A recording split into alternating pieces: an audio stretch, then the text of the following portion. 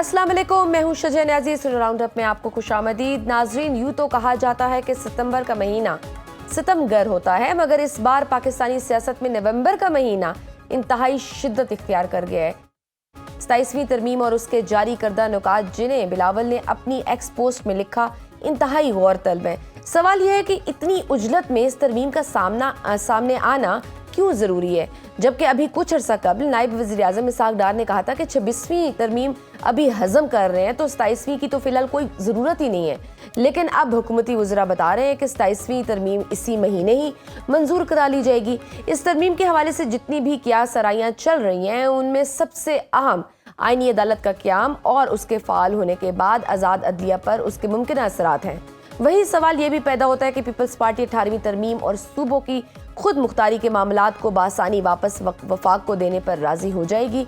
इस तमाम सूरत हाल में अपोजिशन बिल्कुल साइडलाइन कर दिया गया है, जिसकी बुनियादी वजह हुक्मरान इत्तेहाद का पार्लिमान में 2/3 अक्सरियत का होना है।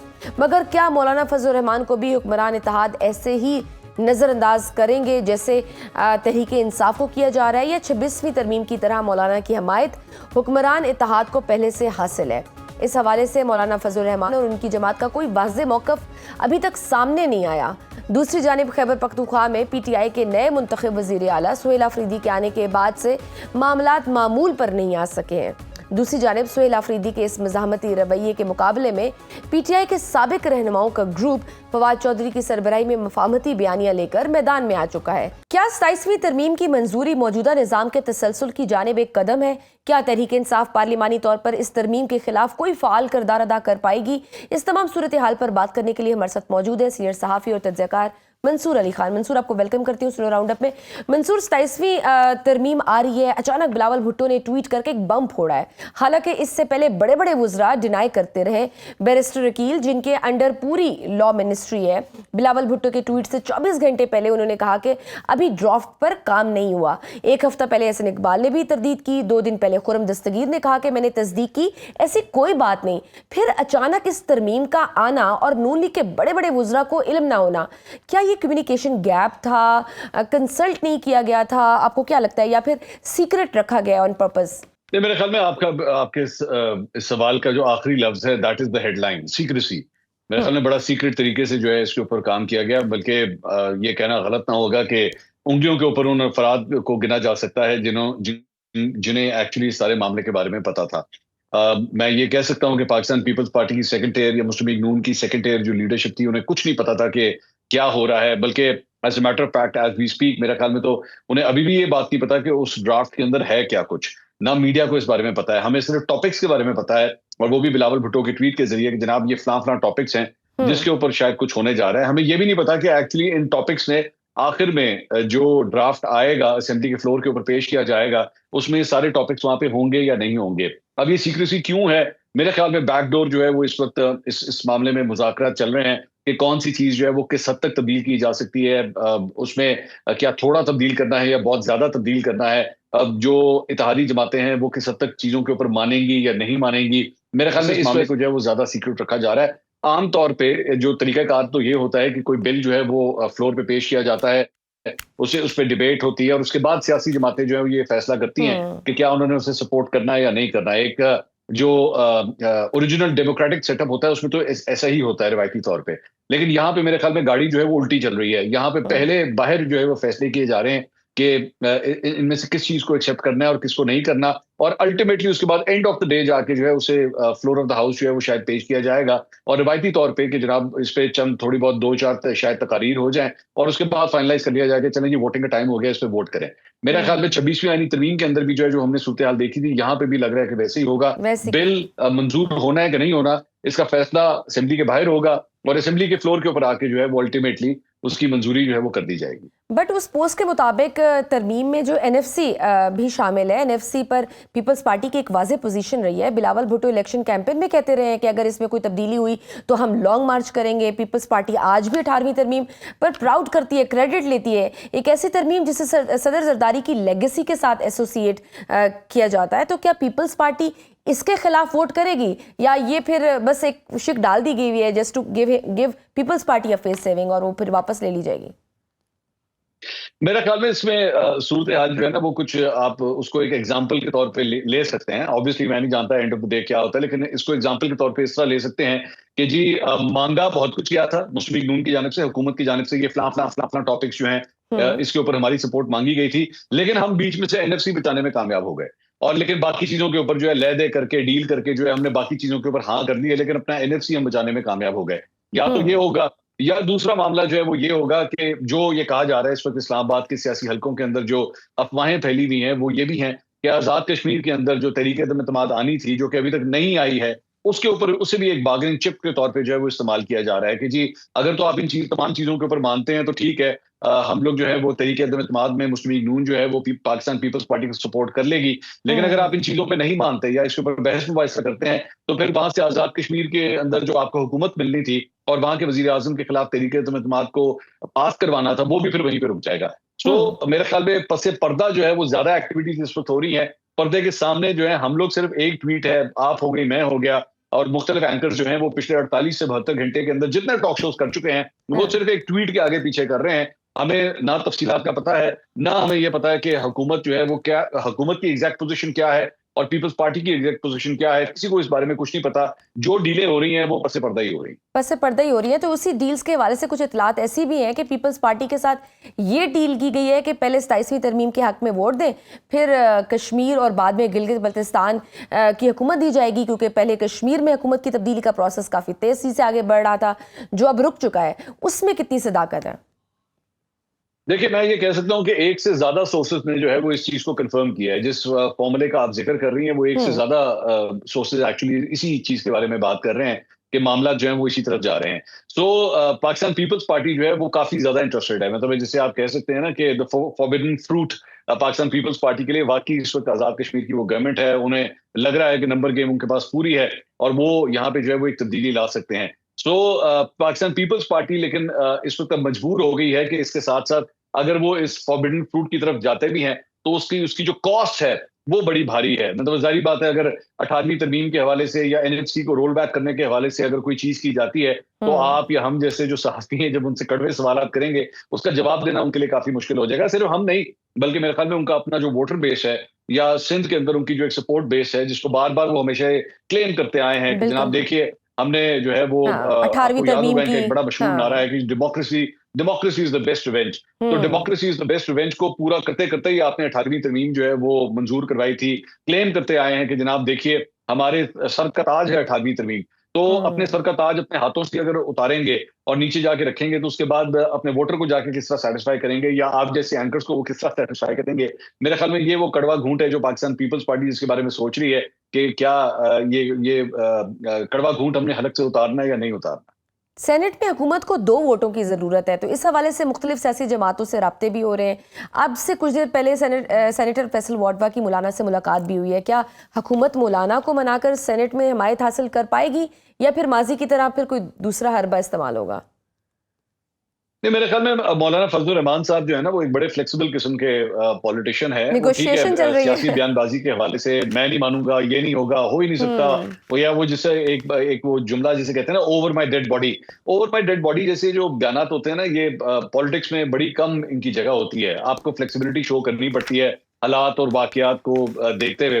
آپ کو اسے اسیس کرنا پڑتا ہے. ایک اچھا پولیٹیشین وہی ہوتا ہے جو حالات اور واقعات کو اسیس کر کے جو ہے وہ سچویشن کو کنٹرول کرنے کی کوشش کرتا ہے. لیکن اگر وہ اڑ جائے یا وہ ضد کرنا شروع کر دے تو پھر اسے پالیٹکس کا نام نہیں دیا جا سکتا. پھر تو بیسیکلی آپ ایک ریولوشنری بننا چاہ رہے ہیں. تو اگر آپ سمجھتی ہیں کہ مولانا فضل الرحمان صاحب ایک ریولوشنری لیڈر ہیں تو پھر میں آپ کی رائے کا احترام ہی کر سکتا ہوں. میں اس کے علاوہ کیا کہہ سکتا ہوں؟ نہیں مجھے تو لگ رہا ہے فل باؤ تاؤ کر رہے ہیں، وہ بڑے کیلکولیٹڈ چلتے ہیں. منصور، آئینی عدالت کے قیام کے بعد تو اب جس طرح سے مبینہ طور پر پوری کی پوری حکومت کے تابع ہو جائے گی، تو ایسے کون سے فیصلے ہیں جو ابھی بھی موجودہ حکمران اتحاد کو کرانے کی ضرورت ہے جس کے لیے پوری عدالت الگ بنائی جا رہی ہے؟ Already they have constitutional benches, تو ابھی کیا ضرورت پڑی ہے آئینی عدالت کی بھی؟ دیکھیے میرے خیال میں یہ تو فیصلہ جو ہے وہ 26ویں آئینی ترمیم کو جب منظور کروایا جا رہا تھا تو وہاں پہ جو فیصلہ ساز حلقے تھے انہوں نے یہ اس وقت ڈیسائیڈ کر لیا تھا کہ چلیں ٹھیک ہے ابھی ہم وہ تو نہیں حاصل کر سکے جو ہم حاصل کرنا چاہتے تھے لیکن جتنا آیا ہے چلیں اتنا ہی صحیح. سو اس وقت ایک آئینی بینچ بنا کے کم از کم جو ہے وہ ایک ٹریلر دے دیا گیا تھا کہ جناب ٹھیک ہے ہم لوگ اس وقت اس منزل کے اوپر نہیں پہنچے لیکن ٹریلر یہی ہے کہ جانا ہم نے اس منزل کی طرف ہی ہے. میرے خیال میں اس پہ تو میرے خیال میں شاید فیصل واڈا بھی یہ بات کہہ چکے ہیں کہ 26ویں آئینی ترمیم کے موقع کے اوپر یہ فیصلہ کر لیا گیا تھا کہ 27ویں آئینی ترمیم آنی ہے. اس لیے کیونکہ میرے خیال میں پورا جو اس وقت نظام حکومت کا سٹرکچر ہے اس کی تبدیلی کے اوپر جو ہے اس وقت یہ کام کیا جا رہا ہے. یہ اچھا ہے یا برا ہے, obviously دونوں سائڈ کے اپنے اپنے پوائنٹرز ہیں, اس کے اوپر ڈیبیٹ کی جا سکتی ہے, لیکن آن دا فیس آف اٹ اگر آپ اس کا کہیں کہ جو کور ایشو ہے, جو کور ڈیسیجن ہے, وہ تو یہی ہے کہ گورننس کے سٹرکچر کو ہی جو ہے وہ تبدیل کیا جائے گا. ماضی کے اندر جو موجودہ حکومت ہے وہ یہ سمجھتی ہے کہ جناب 2008 سے لے کے کم سے کم 2018 تک ہمیں جو سب سے زیادہ پرابلم پورے 10 سال میں رہی وہ تھی ایک ہاسٹائل جوڈیشری, جس نے ہمیں سپورٹ نہیں کیا, جس نے حکومت کو کام نہیں کرنے دیے. اگر حکومت جو ہے کوئی فیصلہ کرتی تھی یا پارلیمنٹ اگر میں کہوں کہ کوئی فیصلہ کرتی تھی تو ان کی آئینی تبدیلیوں کو جو ہے وہ رد کر دیا جاتا تھا اور چند ججز جو ہے وہ اپنی دانش کو استعمال کرتے ہوئے جو ہے اسے رد کر دیتے تھے. تو اس پورے پاور سٹرکچر کو ہی تبدیل کرنے کا موجودہ حکومت نے جو ہے فیصلہ کر لیا, اور اسی سلسلے میں چاہے وہ 26ویں ہو, 27ویں ہو, 28ویں ہو, 29ویں ہو, میرے خیال میں جتنی بھی ترامیم ہوں گی اس کا جو کور جو سبسٹنس ہوگا نا سارے معاملے میں وہ یہی ہوگا کہ جناب حکمرانی کے طرز حکمرانی کو جو ہے وہ تبدیل کرنا ہے. پارلیمنٹ اور عدلیہ کے درمیان بیلنس کی ڈیبیٹ جو ہے وہ کوئی نئی نہیں ہے, یہ پچھلے کئی دہائیوں سے چل رہی ہے, اور صرف ہمارے ملک میں نہیں ہے, انڈیا کو اٹھا لیں, انگلینڈ کو اٹھا لیں. اسٹرکچر ڈیفینیٹلی وہ تبدیل کرنا چاہ رہے ہیں لیکن اس کو تو مزید مجھے لگتا ہے کہ خراب ہی کر رہے ہیں. جس طرح سے ابھی ججز کے ٹرانسفر کا مسئلہ ہے تو اس میں اس کے اثرات تو کافی زیادہ ہوں گے, کیونکہ کوئی بھی جج حکومت کے خلاف اگر کوئی فیصلہ دے دیتا ہے تو مطلب وہ اگر تو ایگزیکٹو کے پاس, وفاق کے پاس یہ استحقاق ہوگا وہ اس کو کہیں بھی مس یوز کر سکتے ہیں. تو رئیس عدلیہ کی جو آزادی ہے وہ کہاں گئی؟ ایبسولوٹلی, میرے خیال میں آپ جن چیزوں کی طرف پوائنٹ کر رہی ہیں یہ بہت میجر کنسرنز ہیں.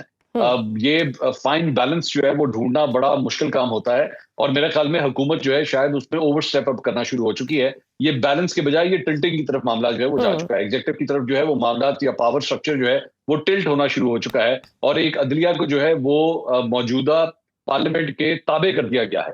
اور وہ ایک جو لائن ہے جسے کہا جاتا ہے پارلیمنٹ از سپریم, تو میرے خیال میں سپریم کے جانب جانے کے بجائے سپریمیسی کی جانب جو ہے وہ کہانی جانا شروع ہو گئی ہے کہ the parliament of this country will decide کہ جناب کیا ہوگا اور کس طرح ہو گیا. کوئی جج اگر آپ کی بات نہیں مانتا یا حکومت کے خلاف کوئی فیصلے دیتا ہے یا حکومت کو ایک ٹف ٹائم دیتا ہے تو حکومت وقت جو ہے وہ اس شک کو استعمال کرنا چاہتی ہے کہ ہماری مرضی, پھر ہم اس کو جو ہے وہ اس کورٹ سے ہی جو ہے ہم لوگ ٹرانسفر کروا دیں. سو اس کی وجہ سے یعنی کہ حکومت چاہے سیاہ کرے سفید کرے اسے کوئی پوچھنے والا نہیں ہوگا. اگر کسی جج نے حکومت کو جو ہے وہ سوال کرنے کی کوشش کی یا ان کے خلاف فیصلے دینے کی کوشش کی تو حکومت کے پاس جو ہے نا وہ یہ ایک ٹائم بم جو ہے ان کے ہاتھ میں ہے, اس کو پلیس کریں گے اور وہ جج جو ہے وہاں سے. اور یہ حکومت یہ کیوں بھول جاتی ہے کہ آج یہ حکومت میں ہے تو کل انہوں نے اپوزیشن میں بھی آنا ہے, پھر انہوں نے خود بھگتنا ہے جو پالیسیز بنا رہے ہیں. اچھا منصور, آپ نون لیگ کے اندرونی معاملات کو بھی کافی اچھا جانتے ہیں, آپ کے روابط بھی ہیں. موجودہ حکومت جس طرح سے چل رہی ہے اور یہ ترامیم کر رہی ہے اور ایسا نظام جس کو حکومتی وزراء خود ہائبرڈ کہتے ہیں, یہ سب کیا نواز شریف کی منظوری سے ہے؟ کیا وہ خود خاموش ہیں یا بددل ہو چکے ہیں؟ نواز شریف صاحب کی اصل پوزیشن کیا ہے؟ نواز شریف صاحب کی نا بڑی انٹرسٹنگ پوزیشن ہے. ہمیں امیج یہ دیا جا رہا ہے یا اوور آل کم از کم میڈیا کو یا پبلک کو یہ امیج دیا جا رہا ہے کہ جناب نواز شریف صاحب جو ہیں وہ بالکل سائڈ پہ بیٹھ کے سب کچھ دیکھ رہے ہیں اور ان کی مرضی اس میں شامل نہیں ہے. میں بالکل ڈس ایگری کرتا ہوں, ٹوٹلی آؤٹ رائٹلی میں ڈس ایگری کرتا ہوں کہ نواز شریف صاحب جو ہے سارے معاملے میں آن بورڈ نہیں ہے. جو کچھ ہو رہا ہے, چاہے وہ 26ویں ترمیم ہو, 27ویں ترمیم ہو, مریم نواز کو سی ایم بنانا ہو, شہباز شریف کو پی ایم بنانا ہو, کس کو منسٹر بنانا ہے کس کو نہیں بنانا, نواز شریف صاحب ٹوٹلی آن بورڈ ہیں. مجھے لگتا ہے کہ اگر میں اسیسمنٹ, یہ خبر نہیں میں آپ کو دے رہا لیکن میں اسیسمنٹ کر سکتا ہوں کہ یہ مسلم لیگ نون کی ایک ڈیلیبریٹ اٹیمپٹ ہے اس چیز کو اس طرح فریم کرنے کی کہ کل کو if the things go south یا چیزیں ہمارے کنٹرول میں نہ ہوئی تو تب پیچھے سے جو ہے نواز شریف صاحب نکل کے جو ہے وہ باہر آ جائیں اور وہ آ کے کہیں کہ اچھا نہیں میرا تو دل ہی نہیں مانتا تھا, وہ تبدیلی کا لم لے کر آئیں گے کہ میں جو ہے نا آئین کی بالادستی کے لیے آ گیا ہوں.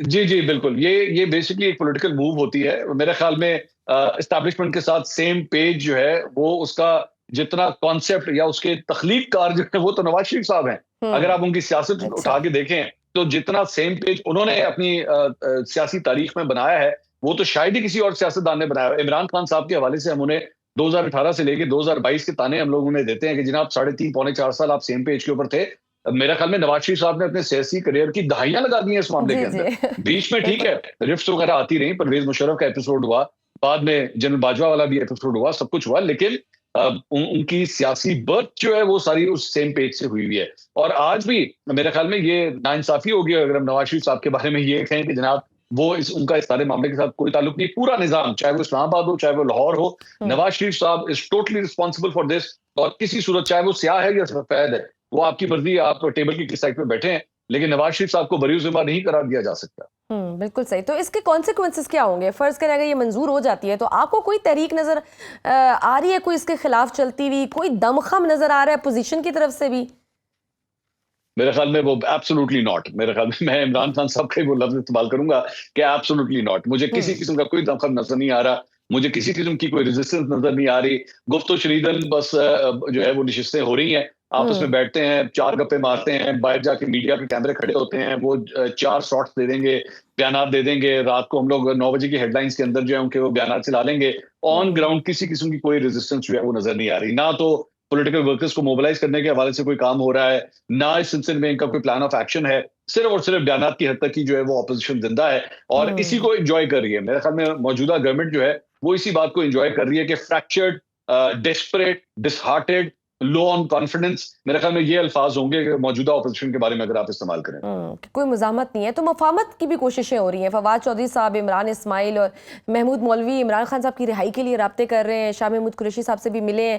پھر ہم نے دیکھا کہ کس طرح سے پہلے سلمان اکرم راجہ نے کہا کہ شاہ محمود قریشی صاحب نے کہا ہے کہ میں ان کے ساتھ آن بورڈ نہیں ہوں, بلکہ یہ میرے پہ مسلط کیے گئے تھے, میری مرضی سے نہیں آئے تھے. جبکہ عمران اسماعیل نے کہا ہے کہ نہیں, ہم جب گئے تو انہوں نے بڑے اچھے سے ویلکم کیا اور وہ بھی یہی چاہتے ہیں کہ مفاہمت کی جائے, اسٹیبلشمنٹ سے بات کی جائے, حکومت سے بات کی جائے. اور فواد چودھری صاحب نے بھی یہ دعویٰ کیا کہ بڑی کامیابی حاصل ہوئی ہے. اور کیا آپ کو ان کی کوششیں کامیاب ہوتی نظر آ رہی ہیں؟ کوئی بڑا بریک تھرو بھی ہو سکتا ہے؟ ہمارے یہاں پہ نا شجیہ ایک بس چلتی ہے, بڑی بڑی بس چلتی ہے, جس کے اندر نا اکثر اوقات لوگ جو ہیں وہ بسوں کے اندر تو بیٹھے ہوتے ہیں, بس کی چھت کے اوپر بھی بیٹھے ہوتے ہیں. تو فواد جو ایسا بڑے اچھے دوست ہیں, بڑی اچھی ان کے ساتھ ایک ریلیشن شپ ہے, لیکن معذرت کے ساتھ پاکستان تحریک انصاف کی یہ جو بس ہے نا, نہ تو وہ اس کی ڈرائیونگ سیٹ پہ ہیں, نہ اس کی کنڈکٹر کی سیٹ پہ ہیں, نہ وہ بس کے اندر بیٹھے ہیں, وہ بس کی چھت کے اوپر بیٹھے ہیں. بس کی چھت کے اوپر بیٹھ کے وہ اپنے آپ کو یہ تو دعویٰ کر سکتے ہیں کہ میں بس کا مسافر ہوں, لیکن وہ بس کے ڈرائیور نہیں ہیں. وہ اوپر سے بیٹھ کے یہ کہہ سکتے ہیں کہ یہاں سے بس لیفٹ ہو جائے, یہاں سے رائٹ ہو جائے, انہیں رستہ بھی نظر آ رہا ہے, بس لیفٹ اور رائٹ بھی ہوتی ہے, ایسا نہیں ہے, لیکن اس بس کا اسٹیئرنگ ویل جو ہے نا, فواد چودھری صاحب اس سے کوسوں دور ہیں. سو یہ میل ملاقاتیں بے شک ہوتی رہیں, یہ آپس میں مفاہمت کی باتیں ہو رہی ہیں. فواد چودھری صاحب ایکچولی بات پوری نہیں کر رہے. فواد چودھری صاحب ریزسٹنس کے حوالے سے جو کہہ رہے ہیں کہ بہت ریزسٹ کر لیا, اس سے آپ کا کچھ بنے گا نہیں, ان کی بات میں کچھ دم ہے. لیکن اگر کوئی یہ کہے کہ فواد چودھری صاحب ڈیسیجن میکر بن رہے ہیں, یا فواد چودھری صاحب کو پبلک کی بہت بڑی سپورٹ حاصل ہوگی, پاکستان تحریک انصاف سے پبلک کی سپورٹ صرف اسے حاصل ہوگی جس پہ عمران خان صاحب انگلی رکھیں گے. اور عمران خان صاحب کی انگلی اور فواد چودھری صاحب کے درمیان جو ہے مجھے 100 میل کا جو ہے وہ فاصلہ نظر آ رہا ہے. مجھے نہیں لگتا کہ عمران خان صاحب کی سپورٹ فواد چودھری صاحب کے پاس ہے. تو کنگز پارٹی کی بھی بہت باتیں ہو رہی ہیں کہ کچھ کنگز پارٹی بھی بننے جا رہی ہے ماضی کی طرز پر. دیکھیں میرے خیال میں یہ اس طرح کی کنگز پارٹیاں بننے کی جو ہے وہ بہت سی باتیں ہو چکی ہیں. میرے خیال میں تو شاہد خاقان عباسی صاحب نے بھی جو اپنی جماعت بنائی تھی تو اسی وہ خواب سے بنائی تھی. ان کی جو پوری اس وقت سیاسی جماعت ہے نا شاہد خاقان عباسی صاحب کی, ویسے تو وہ پچھلے ہفتے بیمار تھے, ان کی اینجیوگرافی بھی مجھے پتہ ہوئی ہے, لیکن بڑی معذرت کے ساتھ شاہد خاقان عباسی صاحب کی پوری سیاسی جماعت جو ہے نا وہ ایک وہ کیری ڈبے کے اندر آ سکتی ہے, مطلب جتنی بڑی سیاسی جماعت انہوں نے بنائی ہے. تو یہ کنگز پارٹیاں بنانے کی باتیں جو ہے وہ پچھلے کئی سالوں سے بہت دفعہ ہو چکی ہیں, لیکن ابھی تک مجھے ایسے کوئی اثرات جو ہے کم سے کم آن گراؤنڈ مجھے تو نظر نہیں آتے. ٹھیک. عمران خان صاحب کی ملاقاتیں بھی محدود کر دی گئی ہیں. وزیر اعلیٰ کے پی سہیل آفریدی کل ایک بار پھر عمران خان سے جیل کی ملاقات میں کوشش کی کہ ملاقات ہو جائے, بٹ نہیں ہو سکی. آپ کو کیا لگتا ہے, کیا رکاوٹ ہے, کیوں نہیں حکومت چاہ رہی؟ میرے خیال میں اس وقت جو تلخیاں ہیں دونوں کے درمیان, اسلام آباد اور پشاور کے درمیان, شاید یہی وجہ ہے. اب جو آغاز ہوا تھا نا اس میچ کا, جو آغاز ہوا تھا وہ بڑے ہی برے طریقے سے ہوا تھا. مثال کے طور پہ کرکٹ کی ایک ایگزامپل میں آپ کو دیتا ہوں کہ اگر آپ کا کوئی بیٹسمین جو ہے وہ ابھی آ کے کھڑا ہو اور بالر آتے ساتھ ہی اس کو باؤنسز مارنا شروع کر دینا, تو بیٹنگ ٹیکنیک ہی ٹوٹلی تبدیل ہو جاتی ہے, میچ کا مومنٹم ہی ٹوٹلی تبدیل ہو جاتا ہے, اور دونوں ٹیموں کے درمیان جو ہے نا وہ ایک بٹنس آ جاتی ہے. میرے خیال میں یہاں پہ بھی یہی ہوا ہے. سہیل آفریدی صاحب نے جیسی بلہ آ کے سنبھالا اور حکومت کی جانب سے جس طرح ان کے اوپر باؤنسز پھینکے گئے, اور اس کے بعد سہیل آفریدی صاحب نے بھی پھر اس کے جس طرح کے جوابی جو ہے وہ حملے کیے, उसकी वजह से बड़ी बिटरनेस आ चुकी है दोनों साइड्स के ऊपर। मेरा ख्याल में दोनों साइडों को जो है वो चाहिए कि थोड़ा सा टेम्परेचर को नीचे लेकर आए, और जब तक ऐसा नहीं होगा तो जितने शायकीन इस वक्त ग्राउंड के अंदर बैठे हैं उन्हें अच्छी क्रिकेट या अच्छी पॉलिटिक्स देखने को नहीं मिलेगी, और बिला वजह की तल्खियां जो है दोनों साइड्स पे पैदा होंगी। बहुत शुक्रिया मंसूर अली खान। नाज़रीन गुफ्तगू आपने सुनी। वक्त है छोटी सी ब्रेक का, देखते रहिए सुनो round up. Welcome back to सुनो राउंड अप। नाज़रीन, दुनिया के हालात और खुसूसन हमारे खित्ते के मामलात दोबारा अमन की बजाय दिफाई बर्तरी की दौड़ इख्तियार कर चुके हैं, जहां जंग के बादल छटने के बजाय गहरे हो रहे हैं और अमन के वादे सियासत की मेज पर सौदे बनकर बिखर रहे हैं। गजा में अमन फोर्स के क्याम की बात अगरचे आलमी ज़मीर के जागने की अलामत समझी जा रही है, मगर पसे पर्दा ताकतों के मफादात का जाल इस फोर्स के किरदार को मुतनाज़ बनाने के लिए काफ़ी है। अगर इस मिशन में पाकिस्तान समेत मुस्लिम ममालिक को शामिल किया जाता है तो एक तरफ ये उम्मत मुस्लिमा के एतमाद का इम्तिहान होगा, दूसरी जानिब इसराइल की जारहाना पॉलिसी और नेतन्याहू का ये कहना कि हम हर कदम अमरीका को बताकर उठाते हैं आलमी ताकतों के दोहरे मेयार को बेनकाब करता है। सवाल यह कि क्या ऐसे माहौल में हमास खामोश रह सकती है या फिर एक नया तसादुम इस नाम नेहाद अमन फोर्स को पहली आजमाइश में ही तकसीम कर देगा। इसी दौरान अफगानिस्तान की सिमत से उठने वाली गर्द भी कम नहीं हो रही। तुर्किया में होने वाले पाक अफगान सीज फायर मुआहदे के बावजूद अफगान सरजमीन से प्रॉक्सी वार जारी है और भारत की खुफिया सरगर्मियां इस पूरे खित्ते को अदम इस्तेहकाम के दिहाने पर ले जा रही है। अफगान तालिबान के अंदरूनी इख्तलाफात, काबुल और कंधार की बीच बढ़ती दरारें और दर्जनों अस्करी ग्रुप्स की अलग अलग वफादारियां इस मुआहदे की बका पर संगीन सवालात उठा रही हैं। क्या अफगानिस्तान में वाकई एक जमहूरी और वादाशुदा हुकूमत का क्या मुमकिन है या दुआ मुआहिदा महज एक सफारती फसाना बनकर रह जाएगा? दूसरी तरफ भारत की बढ़ती अस्करी जहरियत और उसके फौजी अफसरान के धमकी आमेज बयानात खित्ते के अमन को नई आजमाइश में डाल रहे हैं। DGISPR की जानिब से समंदरी रास्ते से फॉल्स फ्लैग ऑपरेशन की वार्निंग इस जानिब इशारा है कि भारत एक नया महाज खोलने की तैयारी कर रहा है। ऐसे में पाकिस्तान के लिए चौकन्ना रहना और सफारती महाज पर तवाजुन कायम रखना नागुज़ीर हो गया है। अमेरिका और भारत के दरमियान दिफाई मुआहदे की तजदीद वाशिंगटन की तरजीहात को वाज़ेह करती है।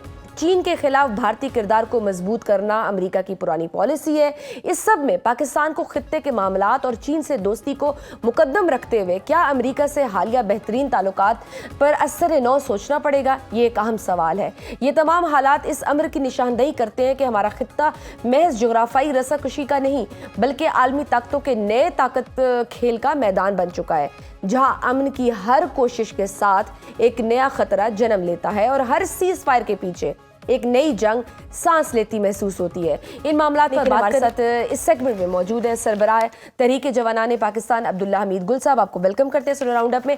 अब्दुल्ला साहब, कल इस्तांबुल में पाक अफगान मुज़ाकरात का दूसरा दौर है। आप क्या समझते हैं, कल कोई हतमी हिकमत अमली तय पाई जाएगी जिसे हम एक लंबे अरसे के लिए पुरअमन स्ट्रेटेजिक मुआहिदा कह सकें?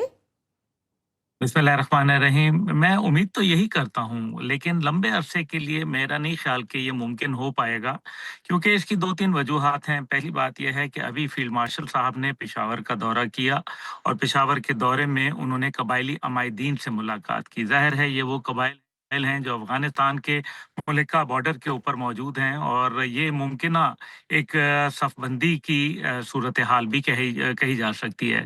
दूसरी जानिब जो है, कल DGISPR पेशावर गए और उन्होंने सहाफ़ियों से गैर रस्मी बातचीत में जो उनकी बॉडी लैंग्वेज थी और जो उन्होंने बात कही, मेरे ख्याल में उससे एक पैगाम बड़ा वाज़ेह है कि अगर आपने मुज़ाकरात के ज़रिए मामलात हल किए तो ये तो एक बहुत अच्छी और खुशाइन बात होगी, लेकिन अगर आप नहीं अपना घी सीधी उंगलियों से नहीं निकलता तो फिर पाकिस्तान को जो है वो हर वो मुमकिन काम करेगा जो मेरे ख्याल में उसकी सेफ्टी और सिक्योरिटी और उसके जो एक इंडिपेंडेंस है वो जो है मेरे ख्याल में हमें बरकरार रखना है।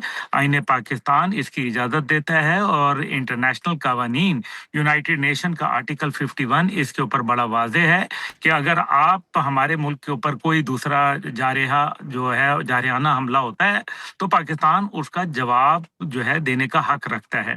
तो मेरे ख्याल में ये जो मुज़ाकरात हैं, पहली बात यह है कि एक तो वक्त को जो है वो टाला जा रहा है, दूसरी जानिब जो माजी के झरोकों में अगर जाएं तो हमें ये नज़र आता है कि अफगानिस्तान کے اندر ہمیشہ سردیوں میں آپریشن محدود ہو جاتے ہیں، اور پھر جب بہار کا موسم شروع ہوتا ہے اور جس کو عموماً پشتون قوم جو ہے نوروز کہتی ہے، نوروز کے بعد جو ہے وہ اسپرنگ افینسو لانچ کیا جاتا ہے، اور یہ ماضی میں سوویت یونین کے خلاف بھی ہوا اور یہی جو ہے امریکہ اور اس کے اتحادیوں کے ساتھ بھی ہوا۔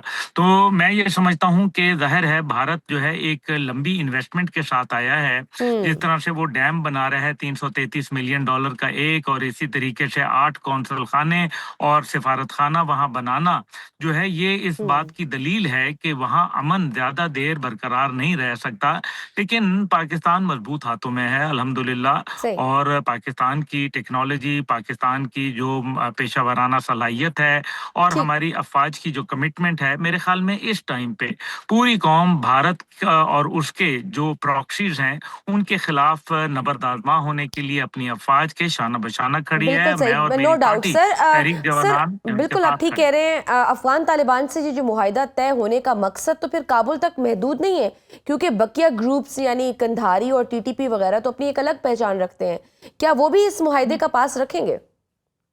دیکھیں، بات یہ ہے کہ یہ انہوں نے سب ڈرامہ بازی کی ہے، یہ اندر سے ایک ہی ہیں، کہتے یہ ہیں کہ یہ ایک کندھاری ہے، ایک ہیراتی گروپ ہے، ایک کابلی گروپ ہے، ایک جو ہے پکتیکا کا گروپ ہے، تو لیکن یہ اندر سے ایک ہیں۔ دیکھیں، اصل میں بات یہ ہے کہ اس ٹائم پہ 24 دہشت گردوں کی جو تنظیمیں ہیں وہ وہاں دہشت گردی کی تنظیمیں افغانستان میں پنپ رہی ہیں اور پھیل پھول رہی ہیں، اور یہ یونائٹڈ نیشن کی رپورٹ میں موجود ہے۔ اصل بات یہ ہے کہ پاکستان کو جو میرے خیال میں مغرب کی جانب سے اور دنیا کی جانب سے، اقوام عالم کی جانب سے ایک سپورٹ آنی چاہیے تھی، جس کو ہم کہتے ہیں کہ ایک میننگ فل سپورٹ آنی چاہیے تھی، ایک جو ہے وہ ایسی سپورٹ جس سے ہم ہماری معاشی مشکلات کا بھی جو ہے ازالہ کیا جا سکے، ہماری دفاعی صلاحیت کو بھی بہتر بنایا جا سکے، ہماری سفارتی سطح کے اوپر بھی جو ہے وہ پاکستان کو پذیرائی ملے، اور ہمیں سیاسی سطح کے اوپر بھی جو ہے وہ حوصلہ ملے، لیکن ابھی تک مغرب کی جانب سے ایسی کوئی چیز سامنے نظر نہیں آ رہی۔ دوسری جانب جو ہے بھارت کے ساتھ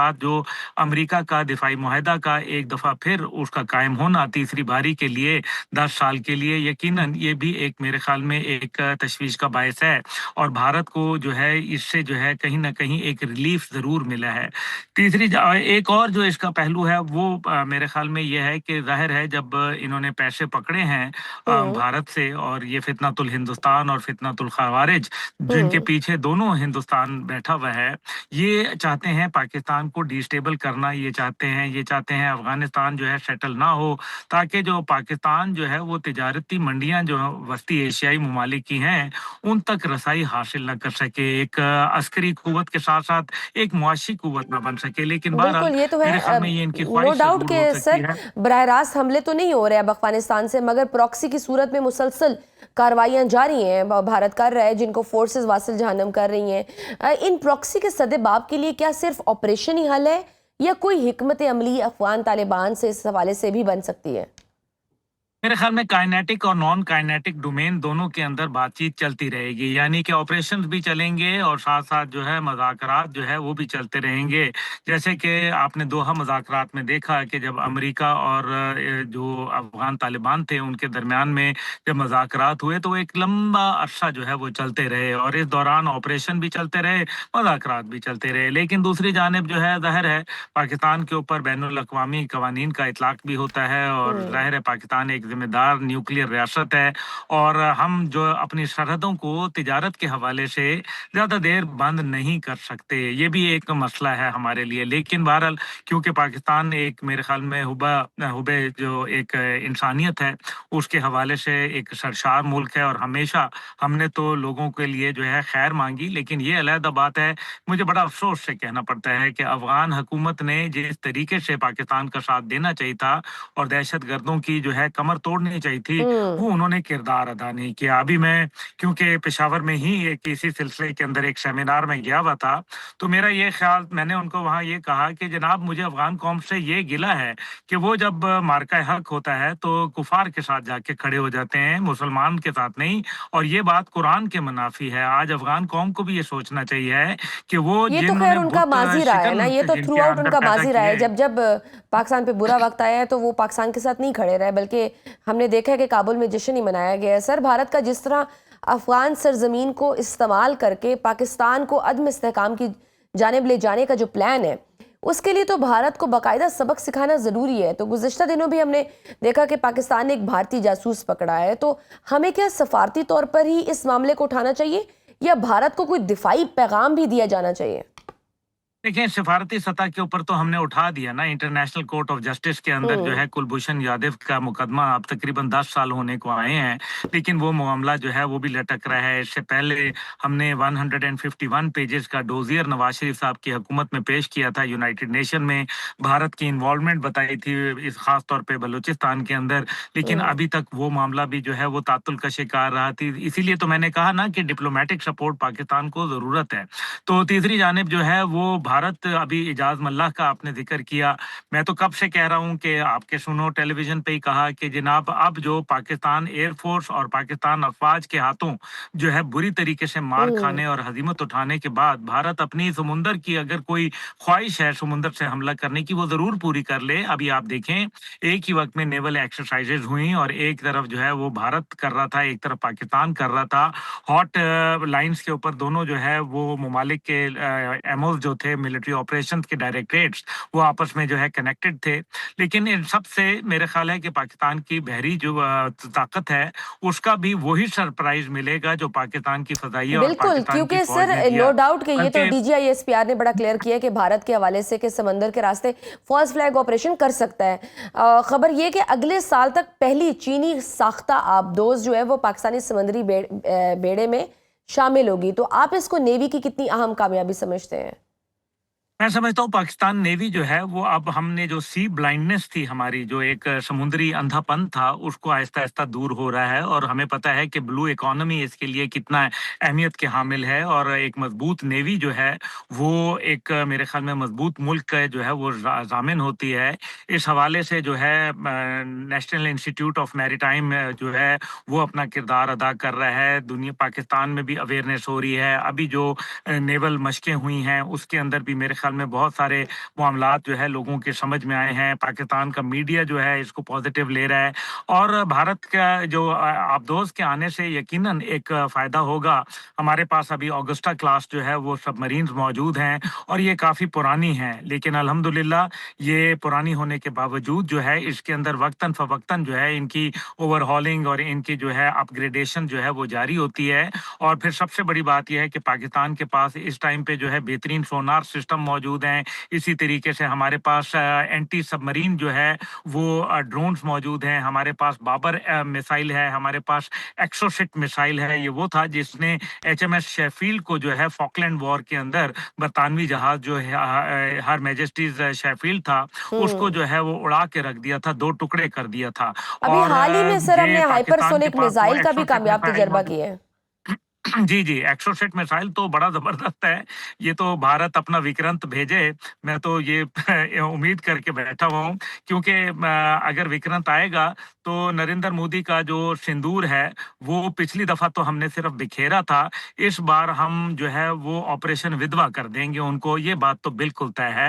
اور میرے خیال میں سلام پیش کرتا ہوں اپنے آرمی چیف کو، جنہوں نے ایک ایسی پالیسی جو کہ میں ہمیشہ سے اس کا مدعا رہا کہ جو پالیسی جس کو کہتے ہیں کہ افینسو ڈیفنس، کیونکہ میرے والد جنرل حمید گل جو ہے وہ افینسو ڈیفنس پالیسی جو ہے وہ اپناتے تھے، اور آج فیلڈ مارشل صاحب نے یہ اپنایا ہے اور پوری دنیا میں انہوں نے عزت کمائی ہے۔ تو میرا خیال ہے یہ افینسو ڈیفنس پالیسی جو ہے یہ کامیاب ہے، اور بھارت کو ایک کا جواب جو ہے وہ 10 سے دیا جائے گا، دیا گیا ہے، اور آئندہ بھی دینے کی صلاحیت رکھتے ہیں۔ بھارت اگر دہشت گردی کے ذریعے جو ہے وہ کوئی کردار ادا کرے گا تو انشاءاللہ تعالی بھارت کی یہ جو تمنا ہے یہ کبھی پوری نہیں ہوگی۔ انشاءاللہ پاکستان مضبوط ہاتھوں میں ہے، پاکستان کا بچہ جو ہے اپنی افواج کے ساتھ شانہ بشانہ کھڑا ہے، اور ان کو یہ ادراک ہو چکا ہے کہ دشمن جو ہے نفاق کی تلوار سے ہمیں کاٹتا ہے، ہمیں اس کو اتحاد کی ڈھال سے روکنا ہوگا۔ تو سر یہ جو میزائل ہے یہ بھارت میں کہاں تک کی رینج رکھتا ہے جو بھارت اتنا خوف زدہ ہے، یہ جو ہم نے hyper sonic Bharat missile launch کیا ہے؟ دیکھیں جو پاکستان کے جو میسائلز ہیں نا، الحمدللہ میں آپ کو بتاؤں 1000 میسائل اس ٹائم پہ بھارت کی 1000 پوزیشنز کے اوپر، جس کے اندر ان کے نیول ٹارگٹس ہیں، جن کے اندر ان کے کمرشل ٹارگٹس ہیں، جس کے اندر ان کی دفاعی جو سہولیات ہیں ان کے ٹارگٹس ہیں، ان کے ایئر بیسز ہیں، ان کے نیول بیسز ہیں، ان کے جو فوجی ٹھکانے ہیں وہ ہمارے نشانے پہ ہیں۔ It's a matter of time, اگر یہ ہوا تو اس ٹائم پہ یہ بھی میں آپ کو بتاتا چلوں کہ اس ٹائم پہ جو ہے انڈیپینڈنٹ کمانڈ سسٹم جو ہے وہ انووک کر دیا گیا ہے، یعنی کہ اب کسی کو جی ایچ کیو یا نیول ہیڈ کوارٹر یا ایئر ہیڈ کوارٹر فون کرنے کی ضرورت نہیں ہوگی۔ اگر حملہ ہوا تو وہ اپنے اپنے طور پر جو نشانے پہلے سے طے شدہ ہیں، جو اہداف ان کو دیے گئے ہیں، ان کی دھجیاں بکھیر دیں گے انشاءاللہ تعالی۔ پاکستان بڑا مضبوط ملک ہے اور یہی وجہ ہے کہ بھارت جو ہے وہ خوف میں مبتلا ہے، وہ ڈر گیا ہے اور براہ راست حملہ کرنے سے گریزاں ہے اور شکست کھائی اس نے، پوری دنیا میں ہزیمت اٹھائی۔ 7-0 کا ہمارا جو ہے وہ سکور جو ہے اس کو یاد رہے گا، لیکن وہ تو یاد اس صورت میں رہے گا نا کہ جب وہ بھارت اگر اپنے عزائم کو جو ہے وہ روک کے رکھے، اور اگر یہ اس نے کام کیا تو میرا نہیں خیال کہ پھر وہاں یاد رکھنے والا بھی کوئی بچے گا انشاءاللہ تعالیٰ۔ پھر سدا بہار ہوگی اور پاکستان زندہ باد کے نعرے ہوں گے۔ ٹھیک ناظرین، ایک چھوٹی سی بریک لیتے ہیں، بریک کے بعد گفتگو کا سلسلہ آگے بڑھائیں گے۔ دیکھتے رہیے snow round up. Welcome back to snow round up. Abdullah صاحب، بھارت کا حال ہی میں امریکہ سے دفاعی معاہدہ بھی رینیو ہوا ہے، اس سے آپ ایسے کشیدہ حالات میں کیسا دیکھ رہے ہیں؟ کیا ہمیں بھی ہتھیاروں اور دفاعی آلات سے متعلق چین سے مزید خریداری اور معاہدوں کے لیے آگے جانا چاہیے؟ دیکھیے، اس سے یقیناً خطے میں جو ایک تحفظ ہے وہ تو پیدا ہوا ہے، اور اس میں خطے میں جو ہے دفاعی ساز و سامان کی دوڑ تو ضرور جو ہے وہ شروع ہو جائے گی، لیکن پہلے بھی آپ کو پتا ہے کہ رافیل چلانے کے لیے پائلٹوں کی ضرورت تھی، تو جب گدھا گاڑی چلانے والے جب انہوں نے پائلٹ بھرتی کر لیے تو پھر ان کا حال وہی ہوتا ہے جو ہم نے ماضی میں کیا ہے۔ لیکن میں ان سب کے باوجود میں صرف ایک بات ضرور یہ کہوں گا کہ یہ یقیناً میرے خیال میں بہتر یہی ہو کہ ہم جو ہے وہ ان چیزوں سے اپنے آپ کو جو ہے کنارہ کریں، معاملات جو ہے وہ ہم بات چیت کے ذریعے جو ہے، اور انٹرنیشنل قوتوں کو چاہیے کہ ایک flash point, nuclear flash point بننے سے روکا جائے۔ لیکن اس سب کے ساتھ جو ہے دفاعی معاہدہ کے اندر امریکہ کا یہ نہیں ہے کہ اگر کوئی لڑائی ہوئی تو اس صورت میں امریکہ آ کے مدد کرے گا۔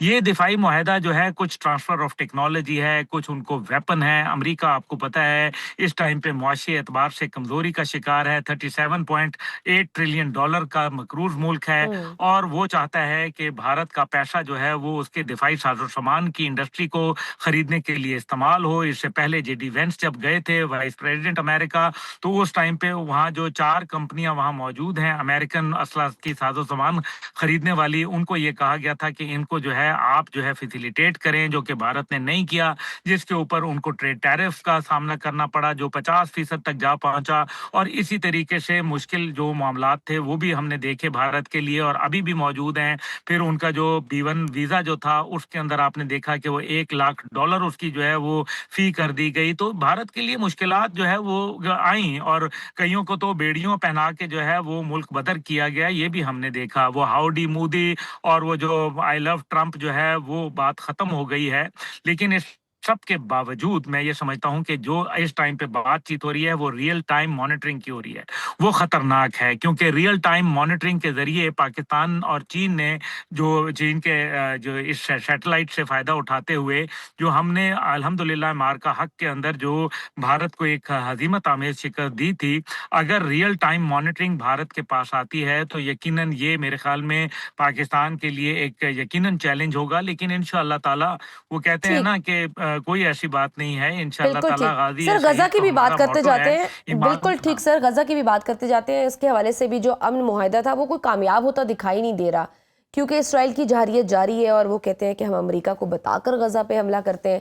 آپ کو کیا لگتا ہے کہ حماس اس ساری سچویشن میں کوئی زیادہ دیر ٹالریٹ کرے گا؟ नहीं, देखिए मेरा ख़्याल है कि जो इस टाइम पे हमास का मसला नहीं है, बात ये है कि पूरी दुनिया अभी इस्तांबुल में जो कल वज़राए ख़ारजा की मीटिंग हुई और कॉन्फ्रेंस हुई और हमारे इसहाक डार साहब भी गए। मेरा ख़्याल है कि इस टाइम पे इसराइल को कोई चेक एंड बैलेंस करने वाला नहीं है। ये कहीं भी नहीं कहा गया और मेरे ख़्याल में ये अब आलमी दुनिया से जो एक मेरे ख़्याल में मुतालबा जल्द आएगा, वो कहीं बातचीत भी इसकी शुरू हो चुकी है कि इसराइल के ऊपर अगर उसने माहदे की खिलाफ वर्जी की तो फिर उसकी क्या सजा होगी। हम्म, जब तक ये नहीं होगा मेरे ख्याल में खित्ते के अंदर सलामती और अमन जो है वो दूर दूर तक नजर नहीं आता। मुझे मुझे ये खित्ते के अंदर आग जो है वो भड़कती और मजीद फैलती नजर आती है। अल्लाह ना करे। बहरहाल हम तो यही चाहते हैं कि अल-कुद्स शरीफ जो है वो दारुल खिलाफा हो और फ़लस्तीन जो है वो उसका नक्शा जो है पूरी दुनिया के सामने रखा जाए। उस रियासत को जो है सुकून मिले, ब्लडशेड ख़त्म हो, वहाँ जो है ह्यूमैनिटेरियन एड जो है वो बहाल हो और फ़ोर्सफुल जो लोगों को निकाला जा रहा है हम्म, वहाँ से अपने इलाकों से निकाला जा रहा है, वो जो है वो ख़त्म हो। तो पाकिस्तान का मौक़िफ़ तो वाज़ेह है, लेकिन इसके अंदर मेरे ख़्याल में खित्ताई ममालिक जो हैं, बिलख़ुसूस जो मशरिक़ वुस्ता के ममालिक हैं, उनको अपना भी किरदार अदा करना होगा। बिल्कुल ठीक। और सर, ये जो गज़ा में मुस्लिम अमन फोर्स के भेजने के हवाले से भी बड़ी बात हो रही है कि इसराइल ने तुर्किया की फ़ौज के आने पर तो इतराज़ कर दी है, वहीं पाकिस्तान के फ़ौजी दस्ते जाने की भी बात हो रही है। आप क्या समझते हैं कि ये फ़ोर्स क्या इसराइल को जारियत से ऑन ग्राउंड रोक लेगी और पाकिस्तान फ़ौज के जाने से क्या फ़र्क पड़ेगा? देखिए, ये एक बड़ा मेरे ख़्याल में मुश्किल मरहला होगा, ये इतना आसान नहीं है। मेरा ख़्याल है कि बेहतर यही है कि पार्लिमान में इसके ऊपर एक डिबेट हो जाए तो इसमें मुज़ायका नहीं है, क्योंकि जो अवामुन्नास का फ़ैसला होगा वो सामने आ जाएगा। दूसरी बात इसके अंदर जो अहम है, वो ये है कि अगर खुदा न ख़ास्ता अगर जिस तरह से इसराइल तो आपको पता है कि पाकिस्तान का एक दुश्मन है और अगर पाकिस्तानी अफ़वाज के ऊपर ऐसा कोई नाखुशगवार वाक़या पेश आ जाता है गज़ा के अंदर, तो फिर पाकिस्तान और इज़राइल जो है वो एक खुली जंग में जो है खुदा न ख़ास्ता जो है वो जा सकते हैं। तो मैं समझता हूँ कि ये एक बहुत कैलकुलेटेड स्टेप होना चाहिए। हम्म, बहुत सारे इसके अंदर मुश्किलात हैं और इसके अंदर बहुत सारे जो मेरे ख़्याल में इसके मुहर्रिकात हैं, उनका जायज़ा लेना अभी बाकी है। बिल्कुल ठीक। बहुत शुक्रिया अब्दुल्ला हमीद गुल, सरबराह तहरीक जवानान, हमारे साथ मौजूद थे, गुफ्तगू आपने सुनी। आज के प्रोग्राम में बस इतना ही। इजाज़त दीजिए, अल्लाह हाफ़िज़।